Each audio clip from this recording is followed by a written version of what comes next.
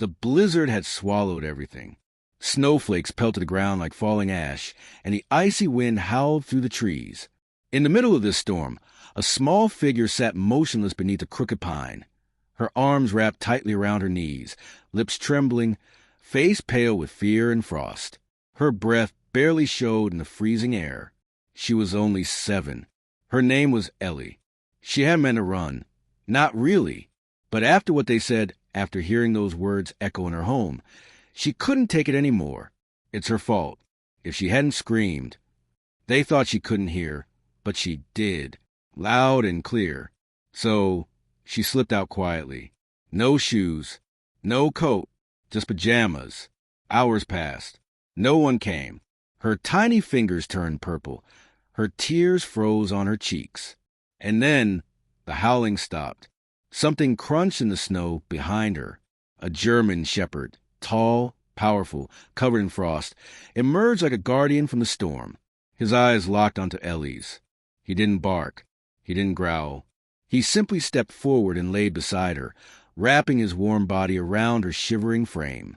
Ellie whispered through chattering teeth, "They said it was my fault." The dog leaned in, gently resting his head on her shoulder, as if to say, "Not to me." What neither of them knew was that this moment would change everything. The snow had just begun to fall when Ellie realized she was truly alone in the world. For as long as she could remember, her world had been quiet. Not the peaceful kind of quiet filled with soft lullabies or whispered stories, but the heavy, uncomfortable kind that hangs in the air like a storm about to break. Her father used to be her hero, the man who would spin her around in the living room, let her paint his hands with watercolors, and read her the same bedtime story 3 times just to hear her laugh. But everything had changed after the accident. He wasn't the same man anymore. He barely spoke, barely smiled, and worse, he didn't offend her anymore. The accident had happened so fast. One small kitchen fire, one scream, one slip. Her father had rushed in to help and ended up collapsing onto the hard tile floor, fracturing his spine. He could walk, but only slowly, painfully, and the joy he once carried vanished. Her stepmother, Karen, never wanted Ellie around. She was polite in front of people, smiling just enough to seem caring, but behind closed doors, her words cut deeper than any winter wind. Karen blamed Ellie for the accident, blamed her for the burden, for the medical bills, for the way her father now moved like a shadow of the man he once was. Ellie wasn't supposed to hear it, but she did. That day, when she came home early from school because of the storm, the house was filled with shouting. Karen's voice was sharp, slicing through the hallway like a blade. "She doesn't belong here," she snapped. "You should have left her with your mother. She's the reason you're in pain." Ellie had frozen near the doorway, her wet boots dripping silently on the carpet. Her heart beat so loudly she thought they might hear it. Her father didn't yell back. He didn't defend her. He just sighed, that long, tired sigh that said he'd given up a long time ago. That night, something inside Ellie broke. She sat on the edge of her bed, staring out the window at the snowfall, which by then had started to thicken. Her room was dimly lit by a nightlight shaped like a cloud, casting soft shadows on the wall. The silence in the house was louder than ever. She didn't take a coat, just her thick pajamas, her old boots, and a flashlight. She opened the front door slowly, careful not to make it creak. Then, like a ghost, she slipped into the cold. At first, it didn't feel that bad. The snowflakes were gentle. The world was quiet. But as she wandered further into the woods near her neighborhood, the storm thickened. The trees became faceless towers in a white blur, and the snow piled higher around her legs. Her fingers stung. Her flashlight flickered. She thought about going back, but she didn't know which way back was anymore. She stumbled, falling into the snow. Her breath was shallow. Her limbs were heavy. Her head leaned forward against her knees. And then nothing, until she heard it. Crunch, crunch, crunch. A sound in the snow, steady, purposeful. She opened her eyes slowly, half expecting to see the end. A wild animal, maybe, or just the white sky. But what she saw was a dog, large, powerful, his black and brown fur dusted with snow, and his breath coming in soft, heavy puffs. His eyes weren't threatening. They were warm, Alert, alive. He didn't bark. He didn't make a sound. He simply stepped closer, nuzzled her hand with his wet nose, and then curled his body around hers as though it was the most natural thing in the world. Her lips trembled, but she managed to whisper through the frost, "They said it was my fault." The dog laid his head on her shoulder, and she cried for the first time in weeks. Silent tears that melted on his fur.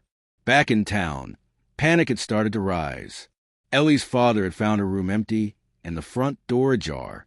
He called her name over and over, his voice rising in desperation. He called Karen, who only looked at him blankly and muttered, "She's just acting out." But he knew better. Something was wrong. When the police were notified, the storm had already buried most of the town sidewalks. Visibility was almost gone. Volunteers were sent out in snowmobiles and jeeps, calling Ellie's name through megaphones. But hours passed. No sign of her. Not even footprints. At the sheriff's station, an officer reviewed security footage from the area. That's when he noticed a side gate open near the station's backlot. It wasn't just anyone who had wandered out. It was Rex. The retired K-9 had served the department for nearly a decade. He was known for tracking missing hikers, chasing down fugitives, and even once rescuing a child trapped in a burning car. But since his retirement, he had been kept in a modest kennel behind the station, visited occasionally by Sheriff Callahan. Rex was considered too old now, his legs slower, his eyes clouded. Most of the younger deputies had stopped paying attention to him, but something had called Rex into action again. Maybe it was instinct. Maybe it was fate. He had broken through his gate during the storm, following a trail no human could have found. A faint scent in the air, the sound of a child sob, the pull of something bigger than himself. Rex had run for miles, through snowdrifts and bitter winds. He didn't hesitate, didn't stop, and somehow, miraculously, he had found her, Ellie. Now, curled up together beneath a bent pine tree in the middle of the blizzard, Rex kept her warm with his body heat. He didn't sleep. He listened, waited, protected, and then, just before dawn, he heard it. A distant shout, voices, lights moving through the woods. He stood quickly and barked. Once, twice, his voice carried through the storm like a flare. It was enough. "Over here," someone yelled. Moments later, flashlights cut through the snow. Sheriff Callahan himself was leading the search party. When he reached the clearing and saw the scene before him, he stopped cold. There she was, Ellie, barely conscious, lips blue, skin pale. And beside her, like a statue carved from ice and devotion, sat Rex. The officers moved in fast. Blankets, hot packs, a stretcher. But Rex wouldn't leave Ellie's side. Callahan knelt beside them, his voice catching. "You found her? You saved her, old boy." Rex didn't wag his tail, didn't bark. He just leaned gently against Ellie, as if to say, "I'm not done yet." And Ellie, through cracked lips, whispered again, "He stayed with me. He didn't let me go." The medics nodded. One of them whispered under his breath, "She wouldn't have lasted another hour." Rex walked alongside the stretcher all the way back to the ambulance. And when the back doors closed, he whined softly, pawing at the step. Sheriff Callahan lifted him in himself. In that moment, no one called him too old.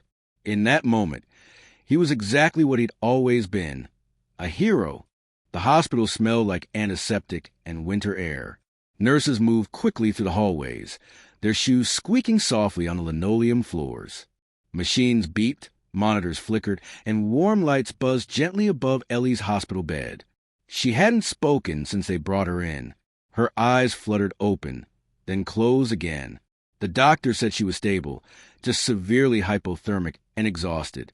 But even as her temperature began to rise and the color slowly returned to her cheeks, Ellie remained silent. Still, Rex lay curled at the foot of her bed, refusing to leave. No one dared remove him. The staff had tried, once, but Rex had growled low, not in anger but in warning, and Sheriff Callahan himself had stepped in. "He stays," he said simply, so Rex stayed.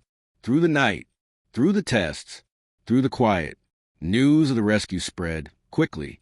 The story was picked up by local stations first, then national. Retired K-9 saves missing girl during snowstorm.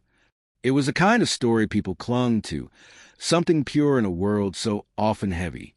Outside the hospital, reporters gathered. Camera flashes lit up the sidewalk as nurses wheeled Ellie's father out for a brief comment. His hand shook as he spoke, not from cold, but guilt. "She's my daughter," he said hoarsely. "I didn't protect her." But he did. He didn't name Rex. He didn't have to. Inside the room, Ellie stirred slightly. Her small fingers gripped the edge of her blanket. Her eyes opened again, wider this time, and they landed on the only soul in the world who had stayed with her in the storm. Rex, the old shepherd, lifted his head. His ears perked, and Ellie spoke. "Hi." It was soft, barely above a whisper, but Rex heard it. His tail thumped once against the mattress. A nurse gasped from the hallway. The doctor smiled. "She's talking," he said. "She's really talking." Her voice had returned, and it wasn't shaking anymore. Later that evening, her father came to see her. The door creaked as he entered, his hat crushed in his trembling hands. He looked older than before, more fragile, a man who just faced something colder than winter, regret. "Ellie," he said, kneeling by her bedside, "I'm so sorry." She didn't answer right away. Her gaze shifted to the window, where soft snow still fell outside. Then, without looking at him, she asked, "Why didn't you stop her?" He knew who she meant. "Curran." He bowed his head. "I should have. I didn't know how broken I'd become. But that's not your fault. It was never your fault." A tear rolled down her cheek. "I heard what she said." Ellie whispered that I ruined everything. "You didn't ruin anything," he said, voice cracking. "You were the only good thing we had left." He reached for her hand. She let him hold it. In the days that followed, Ellie began to speak more, not just to her father, but to the doctors, to the nurses, and always to Rex. She told him about the night in the snow, how cold it had been, how she thought she would never wake up again. "But he found me," she said softly. "He kept me alive." Rex had become more than a hero. He was a guardian, a miracle wrapped in fur. Sheriff Callahan visited daily. On the third day, he brought Rex a thick blue collar with a gold tag that read, "Loyal until the end." He knelt beside the dog, scratching behind his ears. "You've done your time, old friend, but I think we both know you still got work to do." Rex wagged his tail slowly. It didn't take long for the town to rally behind Ellie. Volunteers brought warm clothes, toys, handmade cards. The mayor stopped by with flowers and even offered to sponsor Rex as a therapy dog for the local children's center. But not everyone was welcome. When Karen showed up, holding a bouquet of cheap roses and a face full of forced sympathy, Ellie didn't even look at her. Rex did, though. His ears went flat and his eyes narrowed. A quiet growl rumbled from his chest. Karen froze. Sheriff Callahan stepped in. "She doesn't want to see you," he said calmly. "And neither do we." She left without saying a word. Ellie's recovery was slow, but steady. Each day she walked a little more, smiled a little longer, spoke a little louder. And always Rex was by her side. One morning, as the sun broke through the winter clouds, painting gold on the snow outside the window, Ellie turned to her father. "I want to go back home." His face paled. "Are you sure?" She nodded, but not with her. "She's gone," he said quietly. "I told her not to come back." Ellie didn't reply. She just reached for Rex's ear and gently scratched it. "I want him to stay with us." There was no hesitation. "He will," her father said, "if he'll have us." They looked at Rex, and Rex wagged his tail. That night, the three of them returned home. The living room still smelled faintly of old smoke and lavender cleaner. Her room was just as she'd left it, except for the new blanket folded at the end of her bed. Soft, warm, with paw prints stitched into the corners. Rex slept beside her, and for the first time in weeks, Ellie didn't dream of snow or silence. She dreamed of a dog running through the cold, through the wind, through everything, just to reach her. A dog who never gave up, a heart that never quit, and a love that refused to let her die in the snow. The snow outside had melted, But the chill inside Ellie's heart hadn't quite left. Healing, after all, wasn't sudden warmth. It came in quiet waves. Some days she laughed. Other days, she just stared out the window. But every day, Rex was there. Their new routine was simple, but sacred. Each morning, Ellie would wake to find Rex sleeping at her door, guarding her like a soldier on watch. When she dressed for school, he'd follow her down the hallway, his nails clicking softly on the floor. Her father packed her lunch now, making sure it had a note tucked inside. "You're stronger than the storm," one said. Another, "Rex and I are proud of you." Returning to school was the hardest part. The whispers started before she even reached her desk. "She's the one who ran away. I heard her stepmom blamed her for her dad's accident. Is that the dog from the news?" Ellie didn't answer. She kept her head down, her arms wrapped tightly around her notebook. But when she sat down, something surprising happened. Rex sat too. Principal Green had made a special exception. Rex would be allowed to stay with Ellie during her first week back. The old K9 had earned his place, she said, and Ellie needed him. So, in the middle of math class, while kids tapped pencils and stared at fractions, Rex lay quietly beside her desk, his eyes alert, his body calm. His presence wasn't just comforting, it was empowering. When one of the boys snickered and whispered something cruel under his breath, Rex stood, not barking, not growling, just standing, watching. The room fell silent. The boy quickly looked away. "And Ellie?" She smiled. That afternoon, something shifted. During recess, a girl from her class approached hesitantly.